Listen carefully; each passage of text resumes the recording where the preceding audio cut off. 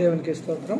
యాకోబు 1:19-21 వరకు చదివిన వాక్యంలో మనము గమనించినప్పుడు ఒక విషయాన్ని లేదా ఒక పదాన్ని మనం ఇక్కడ నుండి తీసుకోబోతున్నాము.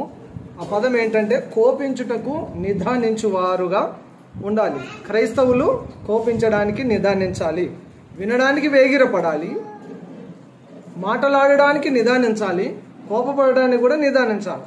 ఈరోజు టాపికే కోపం మీద దేవుని వాక్యాన్ని మీ ముందు ఉంచబోతున్నాను. జాగ్రత్తగా మనం గమనించినట్లయితే నరుని కోపం దేవుని నీతిని నెరవేర్చదు.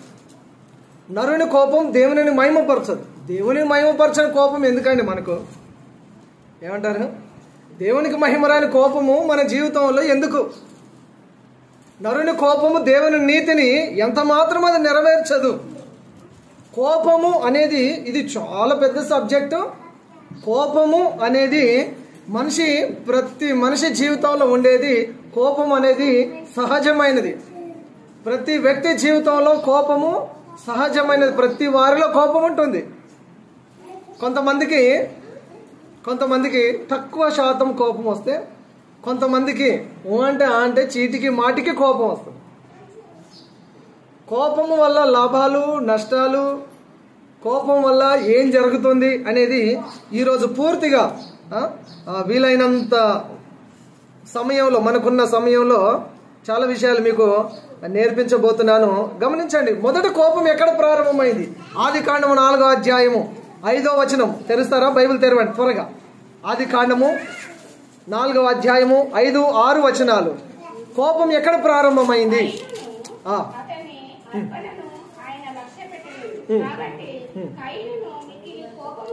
కయీనుకు మిక్కిలి కోపం వచ్చి అతడు తన ముఖము చిన్నబుచ్చుకొనగా యెహోవా కయీనుతో నీకు కోపమేలా? చాలా మీకు కోపం అక్కడ ప్రారంభమైంది. కోపము మొట్టమొదట ఇక్కడ ప్రారంభమయ్యి ఈ కోపం ఎక్కడికి దారి తీసిందంటే తన సొంత సహోదరుని ప్రాణం తీయడానికి దారి తీసింది. కోపము ఒక మనిషి పాపం తీసేంతగా వెళ్తుందంటే ఈ కోపం వల్ల ఎవరికి ఉపయోగం అండి? కోపం వల్ల నష్టమే ఉన్నది. కోపము పాపము చేయడానికి కూడా కారణం అవుతుంది. దేవుని వాక్యం చెప్తుంది. ఎఫెసీ పత్రిక 4:26 చదువుదాం ఒకసారి. ఎఫెసీలోకి రాసిన పత్రిక 4వ అధ్యాయము 26వ వచనం.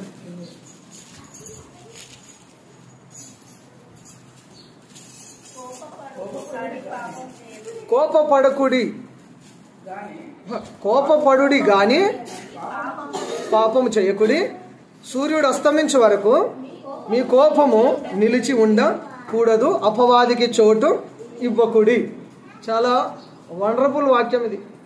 అపోస్తలుడైన పౌలు ఎఫెసీ సంఘానికి రాస్తూ చెప్తున్నాడు, కోపపడండి. ప్రతి మనిషిలో కోపం సహజంగా ఉంటుంది అని నేను ఇంట్రడక్షన్ లోనే చెప్తూ వస్తున్నాను. కోపపడండి. ప్రతి మనిషిలో సహజంగా కోపం ఉంటుంది. కానీ ఈ కోపము పాపముకు కారణం అయ్యేటట్టుగా ఉండకూడదు. నీ కోపము పాపం అయ్యేంత కోపం పనికిరాదు.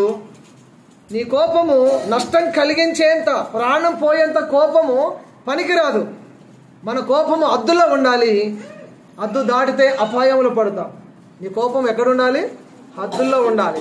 ఎంత మేరకు కోపపడాలో అంతవరకే నువ్వు కోపపడాలి. హద్దు దాటి కోపపడ్డావంటే అది పాపానికి, నష్టానికి, ప్రాణం పోవడానికి కారణం అవుతుంది. కాబట్టి దేవుని వాక్యం చెప్తుంది కోపము పాపానికి దారి తీస్తుంది. కాబట్టి ఈ కోపమును విసర్జించండి అని వాక్యం చెప్తుంది. ఎఫెసీ 4:26 ప్రకారం కోపపడండి. కానీ సూర్యుడు అస్తమించేంత వరకు మీ కోపం ఉండొచ్చు. ఆ తర్వాత మీరు సమాధాన పడాలి తప్పకుండా. ఉదయం గొడవ అయింది ఇద్దరికి, సాయంత్రం సూర్యుడు అస్తమించే లోపు మీరు సమాధాన పడాలి. అది భార్యాభర్తలు కావచ్చు, తల్లి కూతురు కావచ్చు, అత్త కోడలు కావచ్చు, మామ అల్లుడు కావచ్చు, ఇంకా ఇటువంటి రిలేషన్స్ ఏవేవి రిలేషన్స్ ఉన్నాయో మీరు కోపపడితే సహజంగా కోపం వస్తుంది. నచ్చని పని చేసినప్పుడు, చెప్తే వినప్పుడు, ఏదైనా నష్టం కలగ చేస్తేనో, ఏదైనా పరుగు పోయే పని చేసినప్పుడు కోపం వస్తుంది సహజంగా. కానీ ఈ కోపము బైబిల్ ప్రకారంగా సూర్యుడు అస్తమించేంత వరకే నీ కోపం. ఆ తర్వాత తప్పకుండా నువ్వు సమాధాన పడకపోతే ఎవరు చోటిచ్చినట్టు? అపవాదికి చోటిచ్చినట్టు. చదువుతారా మళ్ళొకసారి? 26వ వచనం, 4వ అధ్యాయం 26వ వచనం. కోపపడుడి గాని పాపము చేయకుడి. సూర్యుడు అస్తమించే వరకు మీ కోపం నిలిచి ఉండకూడదు. అపవాదికి చోటు ఇవ్వకండి, సాతానుకు చోటు ఇవ్వకండి, అపవాదికి చోటు ఇవ్వద్దు. నీ కోపము అపవాదికి చోటు ఇచ్చేంతగా మారొద్దు. కాబట్టి కోపం అద్దుల్లో ఉంటే అందరికీ క్షేమము. హల్లెలూయా. నీకు కోపం వస్తే, ఎవరి మీద నువ్వు కోపడితే వారు దేవుని యందు భయభక్తులు కలిగేటట్టుగా నీ కోపం ఉండాలి. నువ్వు ఎవరి మీద కోపపడితే, కోపిస్తే వారు దేవుని భక్తిలోనికి భయంలోనికి రాగలిగేటట్టుగా నీ కోపం ఉంటే చాలు. వారు నష్టపోవాలనో, వారు నాశనం అవ్వాలనో, వారి చామబాది తల బగల కొట్టి కాళ్ళు చేతులు ఇరగొట్టేంత కోపము క్రైస్తవుడికి పనికి రాదు. హల్లెలూయా. కోపం పనికిరాదు. బైబిల్ చెప్తుంది కోపం పనికిరాదు. కోపపడి నష్టపోయిన వారు ఉన్నారండి. బైబిల్లో చెప్తాను, నిజ జీవితంలో కూడా చెప్తాను. కోపపడి నష్టపోయిన వారు. బైబిల్లో హామాన్ అని ఒక అతను ఉన్నాడండి. ఎస్తేరు గ్రంథంలో చూస్తాం. హామాన్ కోపము ఎవరి మీద ఉందంటే యూదుల మీద కోపం. కోపం ఎవరి మీద? ఎస్తేరు మీద. కోపం ఎవరి మీద? మొర్దెకై మీద. కోపం ఎవరి మీద? తనకు వంగి దండం పెట్టని వారి మీద. కోపం ఎవరి మీద అంటే తనకు సాష్టాంగ నమస్కారం వందనాలు చెప్పని వారి మీద. కోపమును కాస్త పగగా మార్చుకున్నాడు, ప్రాణాలను పోగొట్టుకున్నాడు. ఎందుకు వచ్చింది? నాకు ఇది అనుకున్నట్టు ప్రాణాలతో ఉండేవాడు కోపాన్ని పగగా మార్చుకొని ప్రాణాల మీదకి తెచ్చుకొని ప్రాణాలు కోల్పోయాడు హామాను. బైబిల్ గ్రంథం ప్రసంగి గ్రంథం 7వ అధ్యాయం 9వ వచనం, ఆత్రపడి కోపపడవద్దు, బుద్ధిహీనులు అంతరింద్రియముల యందు కోపము సుఖ నివాసము చేయును. బుద్ధిహీనులలో కోపం ఉంటుందంట. ఆత్రపడి కోపపడద్దు. నీ కోపానికి కూడా లిమిట్ ఉండాలి. నీ కోపానికి కూడా అర్థం ఉండాలి. మన కోపానికి అర్థం ఉండాలి, అర్థవంతంగా ఉండాలి నీ కోపం. నీ కోపం ద్వారా ఇతరులు బాగుపడాలి. నువ్వు కోపపడితే ఒకరు సరి అయిన దారిలోనికి రావాలి. దారి తప్పకుండా భయం కలిగి ఉండేటట్టుగా నీ కోపం పనిచేయాలి. కానీ నీ కోపము అద్దులు దాటి నష్టం కలిగించేటట్టుగా మన కోపము ఉండకూడదు. కోపం వచ్చినప్పుడు నిదానాన్ని ప్రదర్శించాలట. కోపం వచ్చినప్పుడు ఏం చేయాలి? నిదానాన్ని ప్రదర్శించాలి. కోపాన్ని అదుపులో పెట్టుకోకపోతే చాలా చాలా చాలా కష్టాలు, నష్టాలు ఎదుర్కోక తప్పదు. కాబట్టి బుద్ధిహీనులు మాత్రమే తన కోపం అంతా కనపరుస్తారట. జ్ఞానం గలవాడు కోపాన్ని అణుచుకొని ఆ కోపాన్ని చూపడు. సామెతలు 29:11 చదువుతారా ఒకసారి? సామెతలు 29వ అధ్యాయము 11వ వచనం. బుద్ధిహీనుడు తన కోపమంతా కనపరచును, జ్ఞానం గలవాడు కోపమును అణుచుకొని దానిని చూపడు. ఎవరు కోపపడతారు? ఎవరిలో కోపం ఉంటుందంటే బుద్ధిహీనుడు తన కోపాన్ని అంతా ప్రదర్శిస్తాడట. కోపం లోపల ఉండడము వేరు, కోపం రావడం వేరు, కోపాన్ని ప్రదర్శించడం వేరు. కోపం వచ్చింది, కొంతమంది పళ్ళు కొరుకుతారు. కోపం వస్తే ఏం చేస్తారు? కొంతమంది మీరు పళ్ళు ఎవరు కొరకరా? కోపం వచ్చినప్పుడు కొంతమంది పళ్ళు కొరుకుతారు, కొంతమంది పెదవి కొరుకుతారు, కొంతమంది పక్కన ఉన్నాడు కొరుకుతారు. రకరకాలుగా కోపం వచ్చినప్పుడు, కోపం వస్తే కోడిని వింగ అంటారు కదా, అనలేదా? మీరు ఎప్పుడు చిన్నప్పుడు అనలేదా? కోపం వస్తే కోడిని వింగ అంటారు కదా.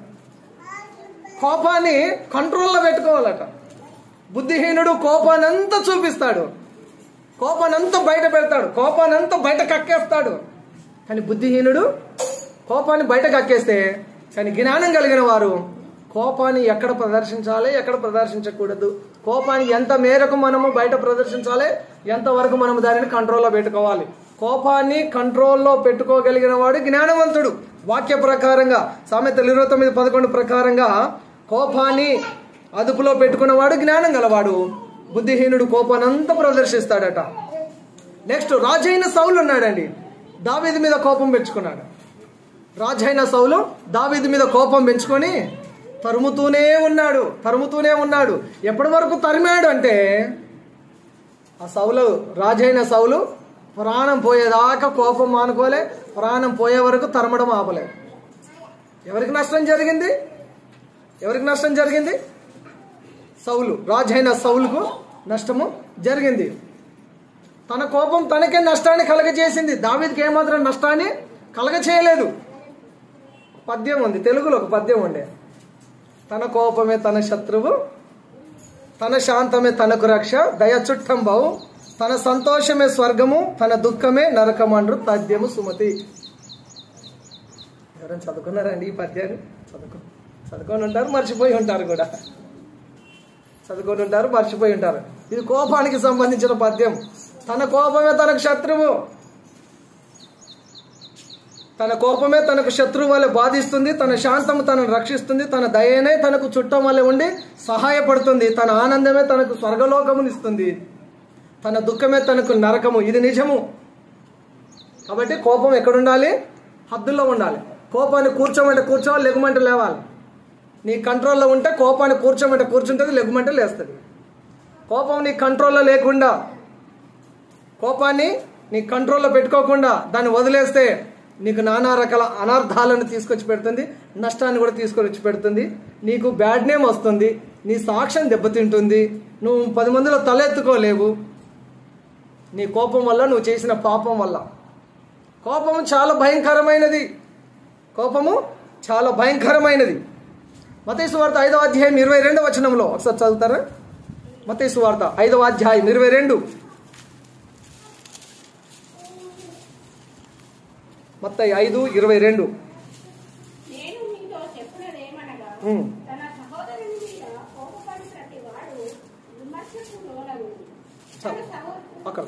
తన సహోదరుని మీద కోపపడు ప్రతివాడు విమర్శకు లోనగును. సహోదరుడు అంటే ఇక్కడ యేసుప్రభు ఎవరి గురించి మాట్లాడుతున్నాడు అంటే తోటి క్రైస్తవుడి గురించి. తోటి క్రైస్తవుల మీద, నీ తోటి విశ్వాసుల మీద నీకు కోపం ఉండకూడదు. క్రైస్తవుడికి ఏముండకూడదు? నీ పొరుగు వారి మీద, లేదా తోటి క్రైస్తవుడి మీద, నీ సహోదరుడి మీద, నీ సహోదరి మీద నీకు ఎంత మాత్రం కోపం ఉండకూడదు. వారు కూడా నువ్వు నమ్మిన దేవుని నమ్మారు. వారు కూడా నువ్వు ప్రార్థించే దేవునికి ప్రార్థిస్తున్నారు. వారి అలవాట్లు కావచ్చు, వారి పద్ధతులు కావచ్చు, వారి మాట విధానం కావచ్చు, వారి దేవుళ్ళు అంతగా ఎదగకపోయో, అంత ఎదిగో, ఏవైనా మీకు విభేదాలు ఉండి ఉండొచ్చు. కానీ నీ తోటి క్రైస్తవుడి మీద నీకు ఏమాత్రం కోపము ఉండకూడదు. వారి విమర్శకు లోనవుతారట. జడ్జి ముందు నిలబడాలి, న్యాయాధిపతి ఎదుట నిలబడాలి. మీరు ఇద్దరు నన్నే నమ్ముకున్నారు కదా, ఎందుకు మీ ఇద్దరికి గొడవ? ఎందుకు మీ ఇద్దరికి ఒకరి మీద ఒకరు కోపము? ఎందుకు మీకు ఒకరి మీద ఒకరికి అసూయ? ఎందుకు మీ ఒకరి మీద ఒకరు ఓర్వలేదు స్వభావం? ప్రభువు అడుగుతాడు. తన సహోదరుని మీద కోపపడువాడు విమర్శకు లోనవుతాడు. క్రైస్తవుడు అలా ఉండకూడదట. పొరుగు వారి మీద కోపము పనికిరాదు. యేసుప్రభు కోపపడిన సందర్భాలు ఉన్నాయి, బైబిల్లో మనం చూస్తాము. యోహాను సువార్త 2వ అధ్యాయం 13వ వచనంలో పరిచర్య ప్రారంభంలో దేవాలయం దగ్గర యేసయ్య కోపపడ్డాడు. ఆ తర్వాత మార్కు సువార్త 3వ అధ్యాయం 5వ వచనం ఊచ చేయగలవాన్ని బాగు చేసినప్పుడు యేసయ్య కోపపడిన సందర్భాన్ని చూస్తాము. మార్కు సువార్త 10వ అధ్యాయం 14వ వచనంలో చిన్న బిడ్డల విషయమై శిష్యుల మీద కోపడ్డాడు యేసయ్య. చిన్న బిడ్డలను ఆటంకపరచొద్దని ఎద్దకు తీసుకురండి అని శిష్యుల మీద కోపడ్డాడు. ఇలాంటి వారిదే చిన్న బిడ్డలు లాంటిదే, వారిదే పరలోక రాజ్యం అని చెప్పాడు. యేసయ్య కోపడిన సందర్భాలు ఉన్నాయి. మత్తయి సువార్త 21వ అధ్యాయం 12వ వచనం యేసు ప్రభు చివరి దినాలలో ఆ దేవాలయంలో నా మందిరమును వ్యాపారపు టిల్లుగా చేశారు మీరు. గువ్వలు అమ్మేవారిని, పావురాలు అమ్మేవారిని, ఆ బల్లలన్నీ పడద్రోసి కొరడా చేసి అందరి మీద కోపపడ్డ సందర్భాన్ని మనం చూస్తాం. యేసుప్రభు కోపడిన సందర్భాలు చాలా ఉన్నాయి. యేసుప్రభు దారంబడి వెళ్తున్నప్పుడు అంజూరపు చెట్టు దగ్గరికి వెళ్ళి ఫలాలు వెతికినప్పుడు అక్కడ ఫలాలు లేవు. ఆయన కోపం వచ్చేసింది, కోపడ్డాడు. ఎంతకాలం ఫలించారు ముదిరిపోయిన క్రైస్తవులారా? మీరు ఎంతకాలం ఫలించారు? ఎప్పుడైనా మీ దగ్గరకు వస్తే ఒక ఫలం లేదు, ఒక పండు లేదు. లిటరల్గా చెట్టు గురించో పండు గురించో కాదు. ఎంతో కాలం నుండి ప్రభువుని అంగీకరించి ఏ ఒక్క ఫలం ఇవ్వండి. యేసయ్యకు మహిమకరంగా బ్రతకని జీవితాల గురించి ప్రభు కోపపడ్డాడు. యేసయ్య కోపపడిన సందర్భాలు బైబిల్ గ్రంథంలో చాలా ఉన్నాయి, చాలా ఉన్నాయి. యేసు ప్రభు కోపడిన సందర్భాలు. దేవుని కోపం ఎలా ఉంటుందో తెలుసా అండి? ఫాదర్ గాడ్ అంటాం కదా, తండ్రి అయిన దేవుడు అంటాం కదా, యెహోవా దేవుడు అంటాం కదా. దేవుని కోపం ఎట్లా ఉంటుంది తెలుసా? ఆయన కోపం ముందు ఎవరు తాళజాలరు. ఆయన కోపం ఎదుట ఎవరు కూడా నిలవలేరు. ఆయన కోపిస్తే ఆయన కోపాన్ని తప్పించుకునే వారు ఎవరు లేరు. ఆయన కోప పడగానే మాడిపోయేవారట. అంత భయంకరమైన ఉగ్ర కోపము ఫాదర్ గాడ్, దేవుంది, తండ్రి అయిన దేవుంది, యెహోవా దేవుని కోపం. కానీ మనల్ని చూసినప్పుడు ఆయన మనసు కరిగిపోయిందట. హల్లెలూయా. అందుకని హబక్కు గ్రంథము 3వ అధ్యాయము 2వ వచనంలో కోపించుచునే ఆయన వాత్సల్యత చూపించే దేవుడట. మన దేవుడు ఎలాంటి దేవుడు? కోపపడుతూనే వాత్సల్యత చూపిస్తాడు. పిల్లలు ఏదైనా చెడ్డ పని చేసినప్పుడు, పిల్లలు ఏదైనా పలకకూడని మాట పలికినప్పుడు, పిల్లలు ఏదన్నా ఇతరులను చూసి అదే నాకు కావాలని పట్టుబడి కింద పడి పొరిలినప్పుడు ఏం చేస్తారు? 2 ఇస్తారు, 2 అంటిస్తారు, 2 లంపకాయలు ఇస్తారు, లేదా 2 దెబ్బలు వేస్తారు. వాడు ఏడుస్తాడు, పొరలుతాడు, కొట్టుకుంటాడు. తర్వాత మళ్ళీ ఏం చేస్తారు? వెళ్ళిపోయి ఎత్తుకుంటారు, కవిగిల్లోకి తీసుకుంటారు. వాడి ఏడుపంత తోడుస్తారు, వాడి మూతి ముక్కు తోడుస్తారు, మంచిగా కడుగుతారు, మంచిగా దువ్వుతారు. మళ్ళీ మీరు తీసుకున్నారు. వాళ్ళు ఫస్ట్ అడిగింది వాడు 5 రూపీస్ అడుగుతాడు. ఇప్పుడు నువ్వు జాలి చూపించి వాత్సల్యత చూపించి ఏం చేస్తావు? దెబ్బ పడతావు, మళ్ళీ నీట్గా తోడుస్తావు, మళ్ళీ ఎత్తుకుంటావు. నీ ప్రేమ నీ వాత్సల్యత చూపించి షాప్కి వెళ్ళిపోయి 10 రూపాయలు కొనిస్తావు, 20 రూపాయలు కొనిస్తావు, 50 రూపాయలు కొనిస్తావు. వాడికి నచ్చింది కూడా ఇంకేం కావాలని అడిగి కొనిస్తావు. 100 రూపాయలు ఖర్చు పెడతావు. ఫస్ట్ వాడు 5 రూపాయలు అడిగినప్పుడు ఇస్తే పోయేది కదా. దీని ఏమంటామో? కోపము, వాత్సల్యత. దేవుడు వాక్యం చెప్తుంది ఆయన కోపించుతూనే వాత్సల్యత చూపించే దేవుడు. మనం తప్పు చేసినప్పుడు ఆయన కోపడతాడు, దండిస్తాడు, బుద్ధి చెప్తాడు. ఆయన వాత్సల్యత చూపించే దేవుడు అయి ఉన్నాడు. దేవునికి స్తోత్రం, హల్లెలూయా. ఇర్మియా గ్రంథం 3వ అధ్యాయం 12వ వచనం, యెషయా గ్రంథం 57వ అధ్యాయం 16వ వచనం, నేను ఎల్లప్పుడూ కోపించేవాడని కాదు, నేను కృపగలవాడని అంటున్నాడు ప్రభు. ఎల్లప్పుడూ కోపించేవాడు కాదు, ఆయన కోపిష్టి కాదు. మనలాగా మనలో కొంతమందికి ముక్కు మిండి ఉంటుంది కోపం. ముట్టకుంటే కోపం, పట్టుకుంటే కోపం, ఊ అంటే కోపం, ఆ అంటే కోపం. చేతులు ఏదంటే వాడు పిచ్చోడి చేతులు రాయలాగా ఏదంటే అది ఇసిరేస్తూ ఉంటుంటారు. కోపం కోపం కోపం కోపం మంచిది కాదు. ఈ రోజు తెలుసుకుంటున్నాం మనము, కోపం మంచిది కాదు. హల్లెలూయా. కోపం మంచిది కాదు. నాకు భయంకరమైన కోపం ఉండేదండి. ఇప్పుడు నన్ను చూస్తే కోపిష్టినా అని అనిపిస్తుందా మీకు ఎవరికైనా? కాకపోతే అనుకుంటారు ఎక్కువసార్లు, ఎప్పుడు నవ్వడి మనిషి అసలు ఎప్పుడు నవ్వుతాడా, ఒక సీరియస్ ఫేస్ వేసుకొని ఉంటాడు అని అనుకునే ఉంటే ఛాన్సెస్ ఉన్నాయి. కానీ కోపపడిన సందర్భాలు తక్కువ. ప్రాముఖ్యంగా చర్చిలో కోపపడిన సందర్భాలు తక్కువ. చర్చిలో కూడా కోపడతాను, సంఘం ఎదుట కూడా కోపడతాను. కానీ నాకు భయంకరమైన కోపం ఉండేది, విపరీతమైన కోపం ఉండేది. యేసుక్రీస్తు ప్రభువును సొంత రక్షకుడిగా అంగీకరించక మునుపు నాకు వచ్చే కోపం మామూలు కోపం ఉండేది కాదు. నా కోపానికి ఎక్కడోళ్ళు అక్కడ పిల్లి వస్తే ఎలకలని పరారైన అన్నట్టుగా ఉండేది ఇంట్లో. నేను ఇంట్లోకి వచ్చానంటే అందరికి హడలే, ఈ తినేసి ఎప్పుడు బయటికి వెళ్ళిపోతాడా అని చూసేవాళ్ళం. అంత కోపం, భయంకరమైన కోపం ఉండేది. ఆ కోపానికి మా అమ్మ భయపడేది, మా తమ్ముళ్ళు భయపడేవారు, మా చెల్లె భయపడేది, మా వదిన భయపడేది. మా వదిన అయితే ఎప్పుడు ఇంట్లోకి వెళ్ళిపోతాడని చూసేది. కోపానికి ఎప్పుడు ఏదంటాడో తెలియదు. అన్నం నచ్చకపోతే ప్లేట్ నీ మొహం మీద పడాలి, గ్లాసు మొహం మీద పడాలి. భయంకరమైన కోపము.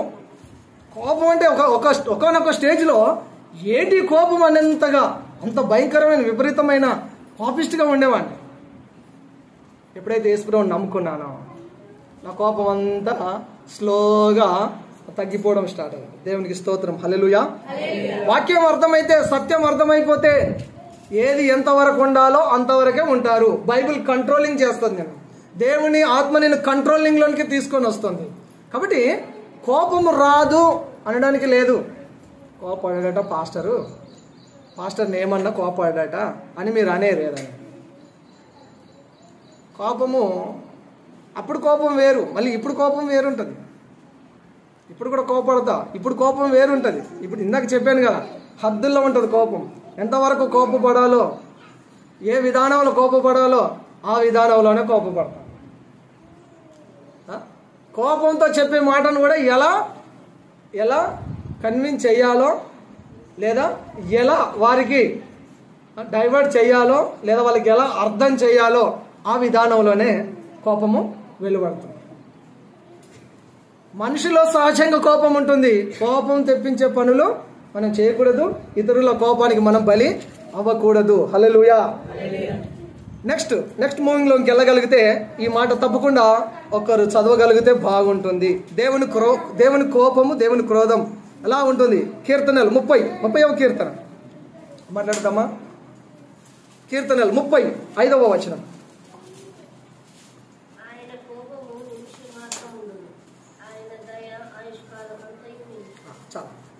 దేవుని కోపము నిమిషం మాత్రం ఉంటుందంట. దేవుని కోపం ఎంతసేపు ఉంటుంది? మీ కోపం ఎంతసేపు ఉంటుంది చెప్పాలి. మీ కోపం ఎంతసేపు ఉంటుంది చెప్పండి. మీరు నవ్వుతారు కదా, మీరు చెప్పండి, మీ కోపం ఎంతసేపు ఉంటుంది? మీ కోపం వస్తే సాయంత్రం దాకా ఉంటుంది. ఓకే, మీ కోపం ఎంతసేపు ఉంటుంది? 5 నిమిషాలు ఉంటుందా? మీ కోపం ఎంత ఉంటుంది? ఎవరో ఒక నెత్తి పొల కోపం. మీ కోపం ఎంతసేపు ఉంటుంది? అసలు మీ కోపం రాదా? వస్తుంది. ఎంతసేపు ఉంటుంది? మీ కోపం ఎంతసేపు ఉంటుందమ్మా? ఎంతసేపు ఉంటుంది? సాయంత్రం దాకా ఉంటుంది. ఇంకేమన్నా అడగాలి? చెప్పండి, మీ కోపం ఎంతసేపు ఉంటుంది? దేవుని కోపం ఎంతసేపు ఉంటుందంట? 1 నిమిషం ఉంటుంది దేవుని కోపం. మరి మన కోపము సాయంత్రం దాకా ఉంటుంది. ఎవరి గ్రేటు? 1 నిమిషంలో మర్చిపోతున్నాడు. మనము మర్చిపోము. గంటలు రోజులు తరబడి కోపాన్ని పెంచుకుంటాము. కోపంలో నుండి పగకు కన్వర్ట్ అవుతుంది. ఈ పగ మనల్ని పరలోక రాజ్యం పోకుండా చేస్తుంది. కోపం ఎంత చెడ్డదో చూడండి. దేవుని కోపం నిమిషం మాత్రం ఉంటుంది. ఆయన దయ ఆయుష్కాలం ఉంటుంది. మరి మన దయ ఎంతసేపు ఉంటుంది? మన దయ ఎంతసేపు ఉంటుంది? ఎవరైనా మనకు వారి బాధని చెప్తే కొద్దిసేపు జాలిపడి, కొద్దిసేపు బాధపడి, 100 లేదా పూట భోజనమో లేదా ఒక వస్త్రమో ఇచ్చేసి గుడ్ బై నమస్తే అని చెప్పేసి వెళ్ళిపోతాం. ఇది ఎవరి దయ? ఇది మన దయ. దేవుని దయ ఎంతసేపు ఉంటుందట? ఆయుష్కాలం ఉంటుందా? నువ్వు బతికినంత కాలం దేవుని దయ ఉంటుందట. దేవుని కోపం నిమిషం ఉంటుంది, దేవుని దయ ఆయుష్కాలం ఉంటుంది. మన కోపం ఏమో చాలా కాలం ఉంటుంది, మన దయ కూడా కొద్దిసేపే అయిపోతుంది. దేవుని వాక్యాన్ని మనము నేర్చుకుంటున్నప్పుడు తప్పకాలం ఉండడానికి ప్రయత్నము చేయాలి. కోపము త్వరగా మానుకునే విధానంలోనికి మనము రాగలగాలి. దేవునికి స్తోత్రం, హల్లెలూయా. మన కోపాన్ని మానుకోవాలంటే ఏం చేయాలి? ఇది చాలా ప్రాముఖ్యమైనది. కోపాన్ని మానుకోవాలంటే ఏం చేయాలి? కోపం నుంచి విడుదల పొందాలంటే ఏం చేయాలి? How to overcome anger. ఏం చేయాలి? మీరేం చేస్తారు? చాలా టిప్స్ సమాజంలో చెప్తారు. సైక్రటిస్టులు చెప్తారు, డాక్టర్స్ చెప్తారు, తెలిసిన వాళ్ళు చెప్తుంటారు, బైబుల్ చెప్తుంది, ఈవెన్ సేవకులు కూడా చెప్తుంటుంటారు. కోపం మానుకోవాలి, కోపం నుంచి బయటపడాలంటే ఏం చేయాలి? ఏం చేయాలి?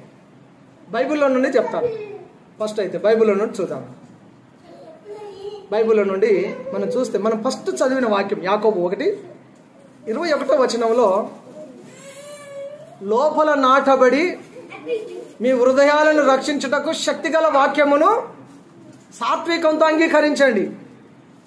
నీ లోపల కోపము అక్కడే స్టార్ట్ అయ్యి అక్కడి నుండి వస్తుంది. కాబట్టి నీ కోపం అక్కడికక్కడే అణిచివేయాలంటే ఆ హృదయంలో లేదా లోపల దేవుని వాక్యంతో నింపబడాలి. హల్లెలూయా. ఎంత నింపుకోవాలి? దేవుని వాక్యంతో నింపుకోవాలి. లోపల నాటబడి మన ఆత్మలను రక్షించుటకు శక్తి కలిగిన ఆ వాక్యము సాత్వికంతో అంగీకరించండి అని వాక్యం చెప్తుంది. దేవుని వాక్యము మన హృదయంలో ఉండాలి. దేవుని వాక్యము 2 అంచెల ఖడ్గమట. ఎబ్రీ 4:12 ప్రకారంగా దేవుని వాక్యము 2 అంచెల ఖడ్గము. అది కాళ్ళను కీళ్ళను లోపల ప్రతి అవయములోనికి అది దూరుచు మొత్తం హీలింగ్ చేస్తుందట. మొత్తం సంపూర్ణంగా స్వస్థతను సమాధానాన్ని తీసుకొని వస్తుంది. హల్లెలూయా. నెక్స్ట్, దేవుని వాక్యము ఆ వాక్య ఖడ్గమును ధరించుకోమని చెప్తుంది వాక్యం. ఎఫెసీ పత్రిక 6:17-18లో దేవుని వాక్యం అనే ఆత్మ ఖడ్గమును ధరించుకోవాలంట. దేవుని వాక్యము మనల్ని కోపము నుంచి బయటపడేటట్టు చేస్తుంది. అది మొదటిది. రెండవ విషయాన్ని గమనిస్తే, కోపం నుంచి బయటపడాలంటే ఆత్మీయంగా మొదటిది దేవుని వాక్యము, రెండవది ప్రార్థన. ప్రార్థన ద్వారా కోపాన్ని అధిగమించగలుగుతాం. దేని ద్వారా? ప్రార్థన ద్వారా. బయట సమాజంలో చెప్తారు, కోపం నుంచి బయటపడాలంటే ఏం చేయాలంటే మెడిటేట్ చేయాలంట. ఏం చేయాలి? మెడిటేట్ చేయాలి. మెడిటేట్ చేయాలి. నీ మీద నీకు కంట్రోలింగ్ చేయడానికి, నిన్ను నీవు కంట్రోల్లోనికి రావడానికి, నీ శ్వాస మీద ధ్యాస ఆ మెడిటేషన్. కానీ మన మెడిటేషన్ ఏంటి? మనం ఏం చెప్తున్నాం? ప్రార్థన అంటున్నాం. మన మెడిటేషన్ ఎవరి మీద అంటే యేసయ్య మీద. ఆయన మీద ధ్యాస ఉంచి ఆయన మీద మనం దృష్టి పెట్టి మనం ప్రార్థన చేయనప్పుడు మనలో ఉన్న కోపము పోయి మనకు ప్రశాంతత ఏర్పడుతుంది, సమాధానం వస్తుంది. కోపాన్ని మనం ప్రదర్శించకుండా మనల్ని ఆపగలిగేది ప్రార్థన మాత్రమే. హల్లెలూయా. ప్రార్థన ద్వారా కోపాన్ని అధిగమించగలుగుతాము. నీ కోపం మీద నీకు కంట్రోలింగ్ మైండ్ వస్తుంది. కోపాన్ని అదుపులో పెట్టుకునే ఆ శక్తి వస్తుంది. తర్వాత మూడవది, కోపాన్ని నుంచి విడుదల పొందాలంటే ఏం చేయాలి? ఫిలిప్పీ పత్రిక 2వ అధ్యాయం 5వ వచనం, క్రీస్తు యేసుకు కలిగిన ఆ మనసు మనం కలిగి ఉండాలట. ఎవరి మనసు రావాలి మనకు? యేసయ్య మనసు రావాలి. యేసయ్య మనసు ఏంటి? యేసయ్య మనసు ఏంటి తెలియదు. యేసయ్య మనసు ఏంటో తెలియదు మీకు? ఎవరైనా అన్యులు వచ్చి మిమ్మల్ని అడుగుతారు, యేసయ్య మనసు ఏంటండి, యేసయ్య ఎట్లా ఉంటాడండి, ఎట్లా మాట్లాడతాడండి, ఆయన విధానం ఏంటండి అని మిమ్మల్ని అడిగితే ఆయన మనసు ఏం చెప్తారు మీరు? యేసయ్య మనసు మనం కలిగి ఉండాలట. కోపం నుంచి విడుదల పొందాలంటే యేసయ్య మనసు. యేసయ్యకు కోపం రాలేదా? యేసయ్య కోపం వచ్చింది, కానీ కోపాన్ని ప్రదర్శించలేదు. ఆయన గడ్డం పెరిగి లాగారు, అరుషతులతో చెంప మీద కొట్టారు, వెనక నుండి ఒకరు తన్నారు, ఆయన అంగిని చీట్లు వేశారు, ముళ్ళ కిరీటం పెట్టారు, బల్యంతో పొడిచారు, మేకులు దిగొట్టారు. యేసయ్య మనసు ఎలాంటిది? మౌనంగా ఉన్నాడట. ఇన్ని చేసిన ఆయన మౌనంగా ఉన్నాడు. ఎలా ఉన్నాడండి? కంట్రోలింగ్ మైండ్ ఉంది ఆయనకు. ఆ మనసును మనం ఆయుధంగా ధరిస్తే మనం కూడా కోపం నుంచి బయట పడగలుగుతాం. దేవునికి స్తోత్రం, హల్లెలూయా. ఆ మనసును మనం కలిగి ఉండాలంటే యేసయ్య కలిగిన మనసు మనము కలిగి ఉండాలి. ఆయన ఓర్చుకున్నాడు, సహించాడు. క్రైస్తవుడు ప్రేమ చూపించాలి, ఓర్చుకోవాలి, సహించాలి, తట్టుకోవాలి. యేసు ప్రభువును అన్ని చేసిన ఆయన మౌనంగా ఉన్నాడు. మనల్ని ఏదనంటే యేసు ప్రభువును అంటే ఆయన ఏమనలేదు కదా. మనల్ని యేసు ప్రభువును కొట్టినట్టుగా చెంప మీద కొట్టారు. మన పరిస్థితి ఏంటి? ఆయన గడ్డం పట్టి లాగారు, వెనుక నుండి ఒకరు తన్ని ఎవరు తన్ని చెప్పు అని అడిగారు. అలాంటి సిచ్యువేషన్ మన జీవితంలో ఎదురైతే మనం ఎలా రియాక్ట్ అవుతాం? నీ కోపం ఎలా వస్తుంది? నీకు వచ్చిన కోపానికి నువ్వు ఏం చేస్తావు? ఆ వ్యక్తిని నువ్వు ఏదో చేస్తావు. తిరిగి కొట్టడమా, ఫైట్ చేయడమా, తిట్టడమా, ఏదో చేస్తావు. ఇది మన మైండ్, ఇది మన మైండ్ సెట్. కానీ యేసయ్య మైండ్ సెట్ అది కాదు. క్రీస్తు యేసు కలిగిన ఈ మంచి మనసు మీరు కలిగి ఉండండి అంటే యేసు ప్రభు దాన్ని ఓర్చుకున్నాడు, సహించాడు, కోపాన్ని ప్రదర్శించలేదు. ఆయన జ్ఞానవంతుడు కోపాన్ని ప్రదర్శించాడు. బుద్ధిహీనుడు తన కోపాన్ని అంతా కనపరుస్తాడట. మనం ఎవరము? జ్ఞానవంతులము ఉండాలి. యేసయ్య పిల్లలం మనము. ఆయన కలిగిన ఆ మనసును మనము కలిగి ఉండాలి. దేవునికి స్తోత్రం, హల్లెలూయా. నెక్స్ట్ దేవుని వాక్యం చెప్తుంది, కీర్తనలు 37వ కీర్తన 8వ వచనంలో, కోపము మానము, ఆగ్రహమును విడిచిపెట్టుము అని చెప్తుంది. కొలస్సీ పత్రిక 3వ అధ్యాయం 8వ వచనం, కోపమును విసర్జించండి అని వాక్యం చెప్తుందండి. కోపమును విసర్జించండి. భార్యాభర్తల మధ్య కోపం వచ్చింది కాదు, సరి అయిన పాయింట్ మనకు సంబంధించింది వచ్చింది. భార్యాభర్తల మధ్య కోపం ఎంత తక్కువ ఉంటే అంత మంచిదండి. భార్యాభర్తల మధ్య కోపము,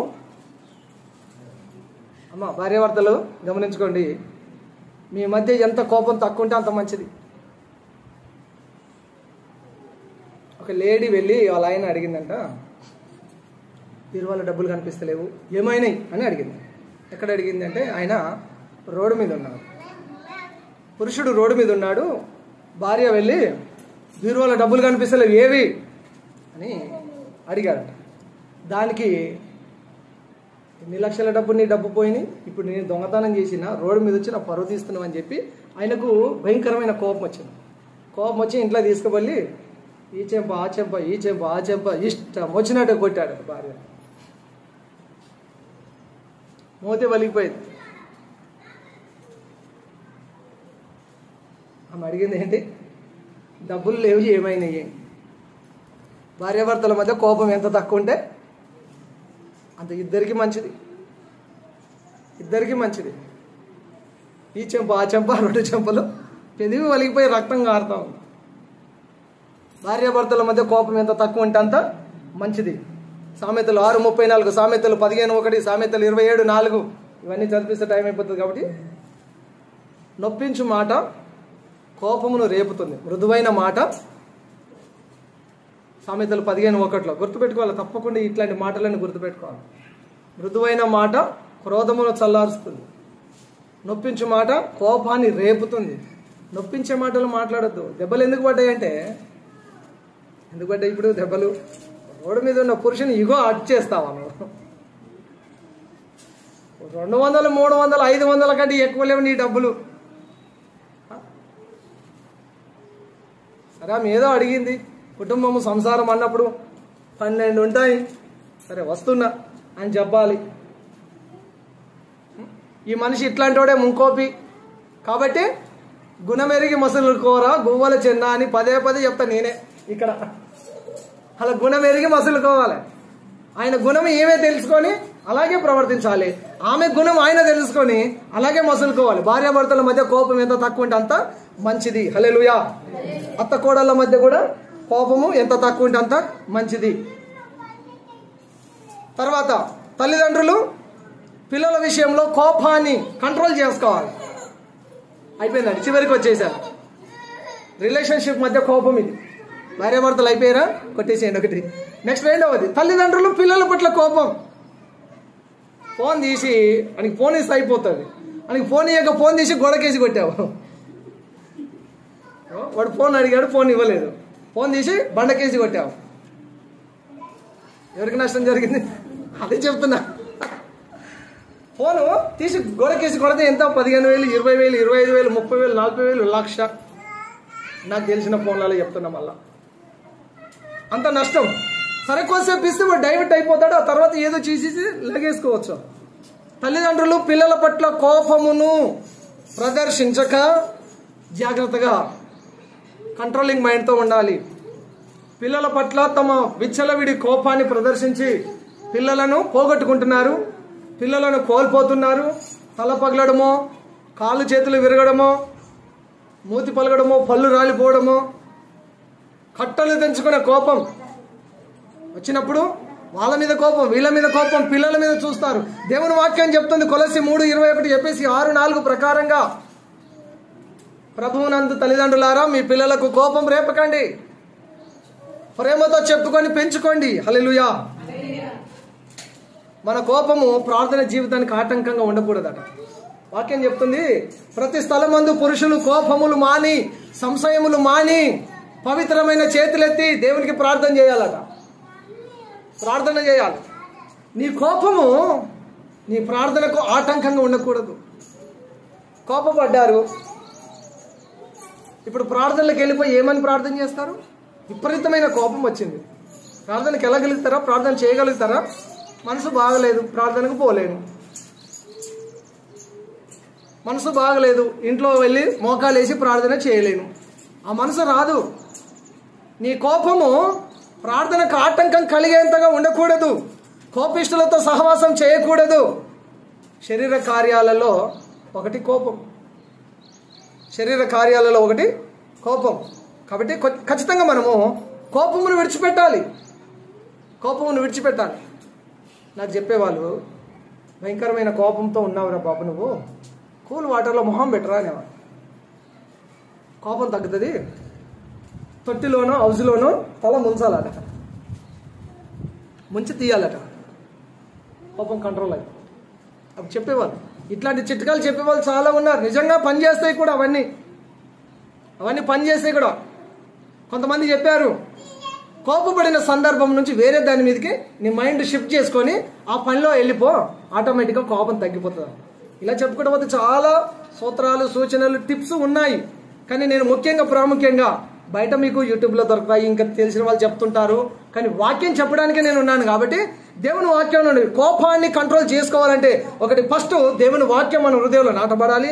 రెండవది ప్రార్థన చేయాలి. మూడవది క్రీస్తు కలిగిన మనసు మనం కలిగి ఉంటే, క్రీస్తు ఏ విధంగా కోపాన్ని అదుపులో పెట్టుకున్నాడో మనం కూడా అదుపులో పెట్టుకోగలుగుతాము. కోపము పాపం అయ్యేంతగా మన జీవితంలో పనికిరాదు. ఆ కోపమును ప్రభు సన్నిధిలో విడిచిపెట్టి సమాధానం దయచేయి ప్రభు అని అడుగుదాము. ఈ మాటలను ప్రభు మన వినికిడిలో దీవించును గాక. ఆమె ప్రార్థన చేసుకుందాం.